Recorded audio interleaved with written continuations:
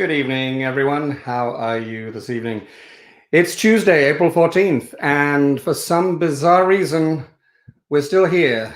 3 weeks into doing this show, 4 weeks or so. Is it 4 weeks or is this week 5 of isolation? I don't know. I've been in this basement since the very first day. My wife and kids won't let me out. It's great to see you. I'm Jeremy Webb. I'm the artistic director of Neptune Theatre. Off the Leash is our way of staying in contact with our audiences and with folks that come to our shows and support and subscribe us. And we thank you for watching, and we hope you've been having fun. Each week, we have a different lineup of guests. And tonight, I am very excited to bring into our virtual studio 2 amazing leading actors from their own TV shows. Let's just bring them in. I can't wait to see them. We have Vinessa Antoine, who plays Marcy Diggs from Diggstown on CBC. Hi, Vinessa. I don't know if I can hear you. I don't think I can hear you. Can you hear me? Hold on. Let me check again. Are you okay? Can you hear me now? Let me see if Actually, what I'm going to do, I'm going to bring in Cindy. Yeah. 1 second. Cindy, can you hear me? I can. Okay. Can you hear me? Okay. We can hear you, Vinessa. Can you hear me? Yeah. Okay, good. And you can hear me too? But I can't hear Jeremy. That's my thing. Uh-oh. Can you read lips well? I can read sign lips. language. No, okay. All right, this is going to be very entertaining as we technically try to navigate that. Welcome, both of you. Tell her welcome, Cindy. Hi, guys. Technology's grand, eh? Sort of, when it works. When Okay, it good. works. All right, look, Cindy, let's start with you. Global TV's Private Eyes is now in how many seasons? Is it 4 you've shot? We just finished, I guess, November. Yeah. Seems like yesterday when you've been stuck inside forever. We just finished season 4, 12 episodes, and that is supposed to be airing upcoming this year. We're not sure. We don't have a release date yet, which is exciting and disappointing. I don't have a date to give you because there's never been a more captive audience than the world right now. So it's coming to you soon. We were supposed to be starting, I'm supposed to be starting prep on Monday for season 5. And we've obviously been pushed. So we don't know when we're all going back to work. When everyone goes back to work, we'll be going back for season 5. Yeah. And Vinessa, if you can hear me. Can you? I can't hear you. Oh, no. Do you want me to ask for her question? Yeah, just ask her a similar question. You can do the interview or something. Yeah, guys, I'm going to make myself useful. Okay.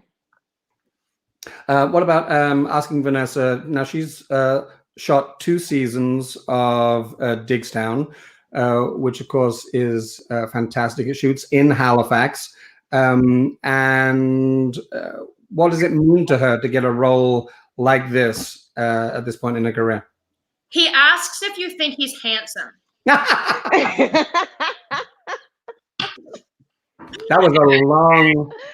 We spoke about this earlier, didn't we? That was the off-limits question. Okay, he said that now after shooting 2 seasons of Diggstown and in Halifax, home. Yay. What does it mean to you to be playing a role like this? I mean, it's dreamy, honestly. Like, we all want to be able to tell great stories, and we all want to, obviously, as far as acting is concerned, we'd love to be able to work, especially in times like this. But I mean, for me, honestly, I was drawn to the role because I hadn't really seen many stories about, particularly a woman of color from Halifax. So I was just like, yay, finally we get to dive into this community, you know? Yeah. And what's amazing about Diggstown is the large number of local artists that get to work in the show as it shoots here. Some amazing talent. How has that been for you? What's amazing about Diggstown is that there's a large amount of local artists that get to shoot in your series.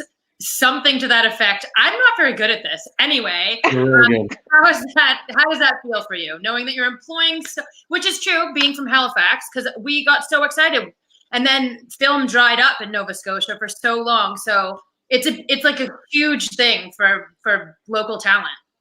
For sure. And that was one of the things that I took on this almost responsibility, but also just feeling so blessed to be able to, have the Nova Scotia film job come back to Nova Scotia, because I know that you guys went through a really tough time, and I'm just hoping that, when people watch the show, they'll see not only how beautiful Nova Scotia is, but it's just a wonderful place to shoot personally. There's just so many beautiful areas, but then also some really dark areas. And I'm surprised that more hasn't been shot there, quite frankly. So I'm hoping that we can keep it going.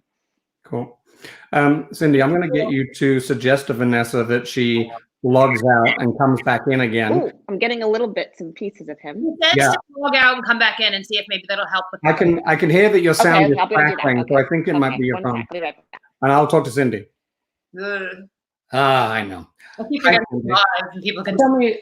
I know that you have a little bit of a history with Neptune Theatre. I do. Back in the day, I think today on social media, you may have called me incredibly old. I don't know. No, I actually just met my old friend, but then, you know. Yeah. People misconstrue things, I guess. There were trolls, yeah. So you performed in 2001 in what show, and what was so unusual about that show? Oh, frig. Are you freezing or am I freezing? It was you, but you're alive again now. Okay, good. In 2001, I was performing Gypsy, the musical Gypsy. Oh, you were? And yeah. What was unusual about that show for you, Cindy? You know how everyone has a story, like no one will ever forget where they were during 9/11. And 9/11, I was in the green room at Neptune Theatre. I think we were doing our first rehearsal for our Gypsy run. And we were in the green room, which is like 5 floors underground, I believe, if I remember correctly. Mm-hmm. Yeah, they came down and announced what was happening because we didn't have any access to the outside world because we were going into a rehearsal. So that's where I was. Green room in Neptune Theatre. I remember that well. I was actually the publicist at Neptune at the time, and yes, you were. Say that again. Did you work for the? Were you working at the newspaper then? I think on occasion as well. Yeah, I used to write a column, an entertainment column for the paper. But I remember we were upstairs watching the news as it happened and trying to decide whether it was the first preview. And the poster for the show, which is still up in the building, has Charlotte Moore, the glorious lead actor as Mama Rose, in this fantastic red dress, standing there in this amazing pose with the word Gypsy behind her in lights, and beneath her the date September 11th, 2001. It's quite an eerie thing. But I had actually forgotten that you were in that show. I was. Because, I remember that was one of like the few times in my life that every time she sang the song at the end, that I would just sit in the wings and just, I think, cry because she was amazing. She was so amazing. Vinessa, you can hear me now, right? Yes, I can. This is amazing. Yay. Can you hear her? Yeah, totally. Yeah, good, because I didn't want to talk anymore. We're done with you. So Vinessa, you trained as a dancer when you were very young. Yeah. And that's how you sort of started out performing. Tell us about that. And how did that transition happen over the years? Well, I started studying ballet at probably the age of 4. I was raised in Toronto, so I begged my parents. I think I'd seen a performance of the Nutcracker on television, and I just was obsessed. And they put me in ballet right away, and I trained with the Royal Academy of Dance for many years, and that basically carried on, all the way until about high school. And when I got to high school, I ended up moving from Toronto to Vancouver, and so everything really sort of shifted when I moved to Vancouver and started to study more theater. I got really into theater in high school, and I sort of found my tribe, if you will, my theater friends. And then that just ended up transitioning over to New York after that. Yeah, you did some shows off Broadway, right? Yeah, that was my training. I mean, initially I moved to New York because I had gotten into Albanelli American Dance Center, and I was, just living, breathing, bleeding, crying dance forever. Really did. Oh my gosh. It was intense. I mean, when you're 18 and you're, from Vancouver and you're now in New York with no friends, no family, it was intense. And, I think I was all about dance for about 3 years, 4 years maybe at Albanelli. And then I turned 21 and the clubs retired. Turned into, it was a whole other ball game after 21. I bet it was. Have either of you, I know that you're both, like the rest of us, being sensible and isolating, I'm sure. Are you doing okay? Are you keeping sane-ish, safe-ish? And do you have people with you in your isolation? I have a husband. Congratulations. Sort of like having a child and a... I love it when we quite well. I'm with family in Nova Scotia, but otherwise we're having a great time. I'm a quiet human. I like to read and play music and watch TV and plant and bake. This is like, it's just gentle, quiet time to reflect on life. So there's always a lot happening. We're trying to enjoy this scary and uncertain time as much as we can. Yeah. So, yeah, you sound like my kind of girl, because that's kind of what I'm doing too. I mean, I've got, it's a small complex here that we live in, and there's only 6 families, and I'm here with my 2 boys and my sister, and we're just like, it's sort of as per usual, if you will. I mean, I'm cooking, I'm hanging out. The only thing that's different is I'm not like schlepping the kids all over town and driving them everywhere. But for the most part, I'm like, yeah, cooking, watching TV, reading. I'm doing a lot of, introspective work for sure, because it sort of forces you to do that. But I quite like it. It's as best as we can do right now. Yeah. Have either of you done anything that seems to be all over social media now, with people, cutting their own hair or baking bread for the first time and boring us with pictures of bread, or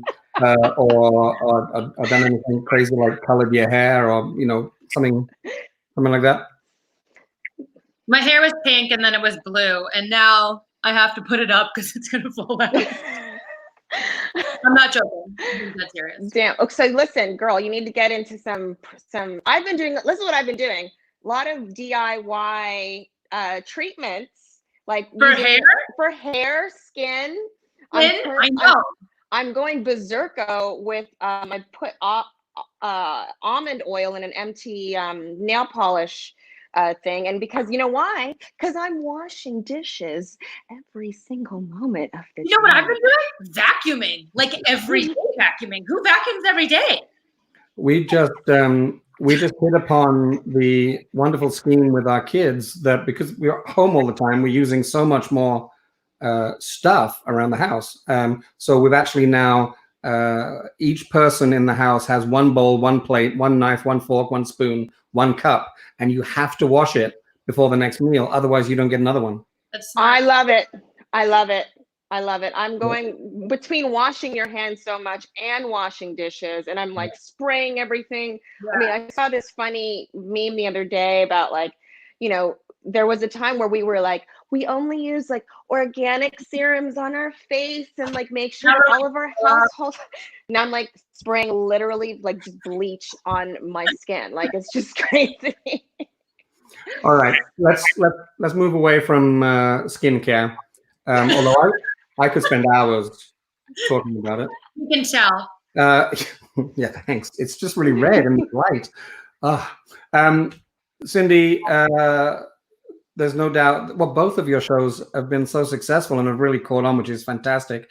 You've got a couple of seasons head start over Digstown with Private Eye.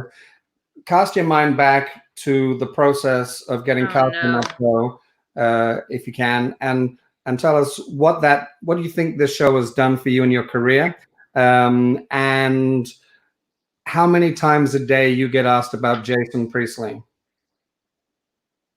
All day, every day. Mm-hmm. But then again, I talk to him all day, every day, so it's fine. Whatever. I've been stuck with the guy for 5 years. To be honest, I wasn't in the running for Private Eyes at all. I actually helped 2 friends audition for it. It just didn't fit certain specs they were looking for.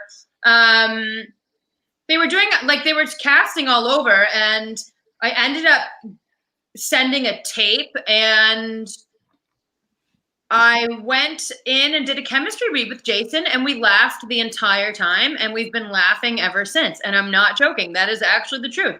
We went to our chemistry read, and I don't know why. I guess it's because I felt comfortable around him, because I felt like he was an honorary East Coaster, because he had done Call Me Fitz and Wolfville, and he had directed and been on Haven, and they were just like so close to home for me that I just wasn't. That was kind of like the bridge for me to find some common ground, and we got along great, and that was it. It was in the bag since then. What this has done, like there's not even words to explain what this has done for my career. Aside from being awesome, it's the first time I've been gainfully employed for more than 1 year in the same project. Do you know what I mean? Like having that as an actor in such a transient industry, and you're always losing jobs. You're always unemployed again and starting at zero. So like not zero, but yeah, because you don't have a job anymore. And just having that comfort and that support has changed like my outlook on things in this industry, especially. But also, I got to direct my first episode last year of Prime Time, and I know, and I don't even wanted to direct. It was like really, I've been surrounded by people that are so wonderful, and everyone at E1 and Chorus and Pillar Segan and all our producers they're just such a supportive group, and I feel like it's really elevated every aspect of my whole career in every way. I couldn't even begin to list it all because everything's just been elevated. So I'm super grateful and really happy that it's still going, because you know, when you sign that option for 5 years, you never think that your show's actually going to go that long. And it has. And it's just the most amazing gift that keeps giving. So you've shot, is it true that you've shot, where are you now? You've shot a 4th season and it is yet to air. Is that right? It's yet to air. It'll be, I have this feeling it'll be soon-ish. I'm sure Sean Pillar will send us a message and tell us exactly. He's been in his studio for 9 months straight. Hasn't seen the sun. I don't know. He's looking very pale right now. And Vinessa, with Digstown, you've shot 2 seasons. I know you were. It was very exciting. There was one day I was arriving at Neptune, and I think for about 2 days you were shooting everywhere around my building, and I was like, I just want to walk on. Can I get a walk on? Can I just be Sheila Lane? Come on. But no, nothing. But yeah, I remember that. That's a great street. That's a happening hot street there. Yeah. I've been guilty of. It's the street. Well, I from what I can remember, I know there was probably 2 or 3 nights that I ended up at the Dome. So that should tell you what kind of night we were having. Well, I don't know, Cindy. I mean, do you want to tell her why she should have done that? I don't even know what to say.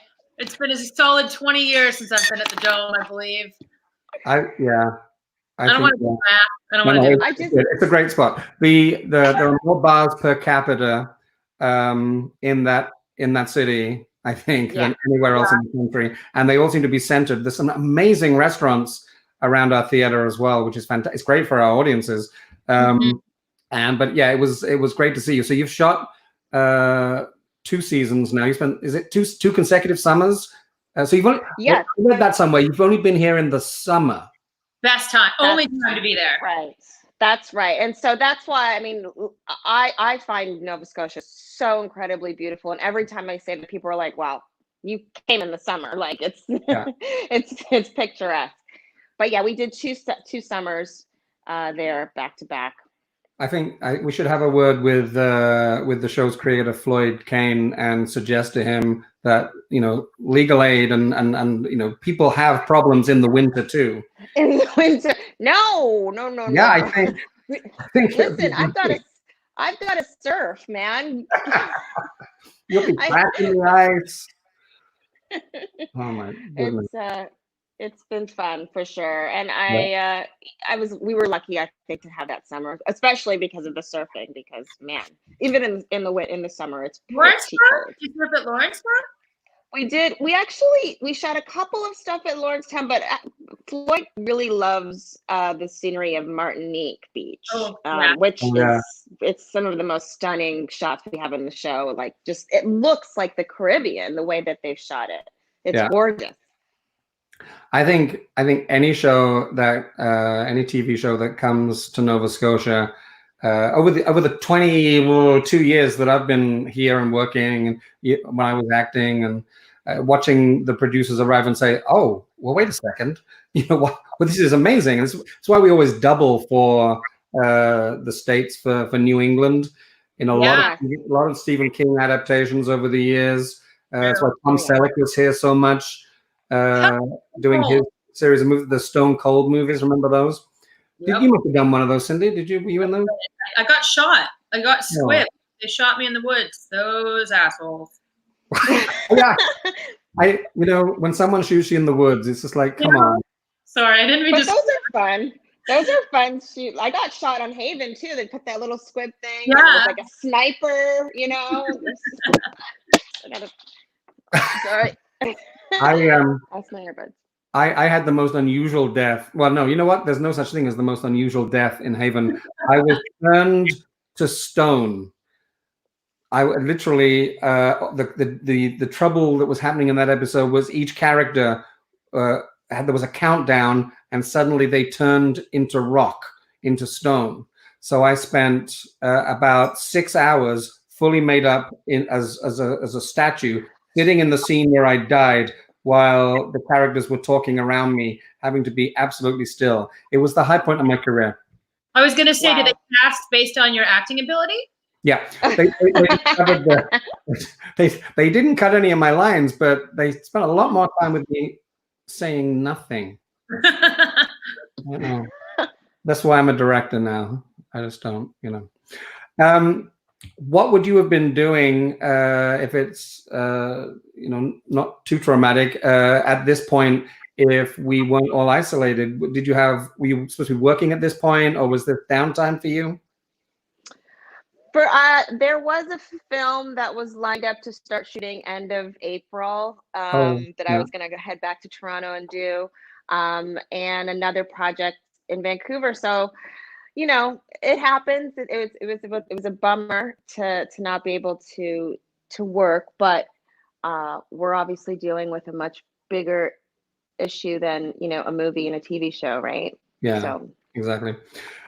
Before we go, and we're going to go in a few minutes, Vinessa, can I just get you, for those people that haven't seen Digstown, you're going to be much better at giving us the elevator pitch, the quick version of what it's all about. Why should I've already been watching it, but why should I start? I actually watched an episode the other night when I knew you were coming on, just to sort of reacquaint myself, and I have them all DVR'd, actually, conveniently. Oh, nice. I know, nice. And yours as well, Cindy. It's bizarre, and it's not even because of the show. It was like over the last couple of years. But I watched an episode, and I must admit, it was an episode with about 5 of my friends in it. Oh, wow. Yeah, there was Mary Colin Chisholm, Christian Murray, Gillian Anderson, others as well. Joanne Miller was in it, so it was so cool to watch for that. But tell us the premise of Digstown. So Digstown is about a corporate lawyer, Marcy Diggs, who I play, and she ends up leaving corporate law to start working for legal aid, Halifax Legal Aid. And she really is fighting for, you know, the underdogs, if you will, of Nova Scotia, sort of representing, you know, cases and people that are, I'd like to, you know, call them kind of salt of the earth Nova Scotians, East Coasters that are going through real issues, but don't necessarily have the big bucks to hire the big lawyer. And it's fun. We get to see some surfing, and we get to dive into a community of Nova Scotia that we don't really see a lot, because she's from North Preston, which is one of the largest Black communities in all of Canada. So it's kind of a cool look-see into Nova Scotia. Yeah. It's a great show. It's a great show. And we're so happy that it shoots here. And we're so excited by its potential. And I really, it's just beginning, I'm sure. Mind you, what do I know? But, who knows? From your lips to God's ears. Exactly. I say it out loud, I put it out there, and somebody will hear it. There's one more story. I want to ask you a question, Cindy, and you've probably been asked this a lot as well. But there has been a recurring guest star character, probably a mega star on your show. Can you guess what I'm talking about? William Shatner? Yeah. Oh, yeah. Yeah. So the Shat came on your show. The Shat. Which is actually really difficult to say, I just discovered. And there's a picture here. There he is. Tell us how that was, and what's it like when you're suddenly faced with somebody of the status of Bill Shatner? It's really weird in this industry, because we admire and watch these people our whole lives, and then all of a sudden you're just in a room with them and they're just a regular person standing in front of you. Of course. He plays Glinsky, and he's like the arch dad, and so I got to go head to head with him and everything, which was super fun. This man, like, when he first came on the show, he was 86 years old. 86 years old. Didn't mess up a line. Didn't miss a beat. Even told me to speak up, because no one could hear what I was saying once. He was super fun. Like, yeah, he joked around with everyone. He was so on the ball. He's such an uber professional in every way. And it was awesome. And then that whole, like, the history fades away, and then he just becomes the William Shatner on Private Eyes with me instead of Captain Picard, like. Yeah. So it was really, it was great working with him. I'm not sure if he's coming back in this season. He was back in the last season. We'll see. We never know. He's a busy man. He's got stuff going on. Yeah, he works a lot. Wait, I said Picard instead of James Kirk. Yes, you said Kirk. Yeah, you said Picard. I decided not to correct you, but I was going to mention it later. All the Trekkies are like, what's happening? I know. You just lost about 1 million viewers. Executive producer father, Star Trek. I'm probably going to get fired for that comment. Yeah. And actually, Vinessa, you share the screen as well with for those that know me, they know I'm a sci-fi geek, and I'm a genre kind of guy. And of course, you also share the screen with Natasha Henstridge, who a lot of people remember from the movies, the Species movies. She's amazing in your show, and great to see you two together there. Was she in? I actually don't remember the first few. Was she in at the beginning of your show? Yes, she was in the pilot, and she was sort of sprinkled throughout first season, and then we dove a little deeper second season. Right. She's fantastic. Yeah. We have so much in common, her and I, being both single moms. And the thing about Natasha is, like, she's stunning, as we all know, right? She's just like, when she comes to the trailer, like 6 a.m, she's just like wet hair, glowy, just like, and an angel. At first I was, the usual, but she's such a potty mouth, and she's so, like, real deal. She's also an East Coaster from Newfoundland, and she just keeps it so real. She puts everybody at ease, always joking on set as well. And her and I we continue to just, we're very self-deprecating, and we just laugh at each other all day long. Awesome. Yeah. Well, look, it's our time is up. Time is probably over, but I want to thank you both for spending some time with us. Well, this afternoon for you, Vinessa, because you're in LA, but it's so great to see you both. Great to meet you, Vinessa, and thank you for coming and sharing a little bit of your time with our audience and with the Neptune crowd. We really appreciate it. We hope to see you back shooting season 3, Vinessa, real soon. Probably the winter now that I've suggested it, because they're thinking of all those lovely snowy landscapes. I'll have a wetsuit with a hood on. Yeah, Season. yep. It doesn't stop people getting out on those beaches. Oh, I know. Let's go there. And in fact, the waves are probably more impressive. But they are. Anyway, yeah. And Cindy, take care of yourself as well. And we look forward to seeing you at home sometime. You are a Halifax soul, and we love it when you come back to visit. So come and see us. Next time you're both in Halifax, come by Neptune. Come say hi. I'm going to throw you both out of the studio now because there's no polite way to do this other than pressing a button and you vanish. So say goodbye to them, everyone. Guys. Take care. Bye. Bye. Thanks for watching, everyone. I really hope you enjoyed that. Obviously, we had a few technical difficulties there. The internet is overworked right now with everyone live streaming, Zooming, etc. Tomorrow night, we have the entire cast of Neptune's production of the Argyle Street Kitchen Party. That's all 4 of the performers from the show, plus the 5th performer. It's a bit like the 5th Beatle. But this is Dominique LeBlanc, who's joining the cast for when we bring back the show in our next season. So we'll have all 5 of those performers on. Thursday night, it's a birthday special for me. And then on Friday night, the final night of the week, it's the cast of Billy Elliot. And they're joining us on the day that their show should have opened. So we'll probably shed a few tears, swap a few stories, and imagine what that show will be like when we bring it to you in the future. Thanks for watching Off the Leash. I'm Jeremy Webb, and thanks for bearing with the technical difficulties. See you next time. See you tomorrow.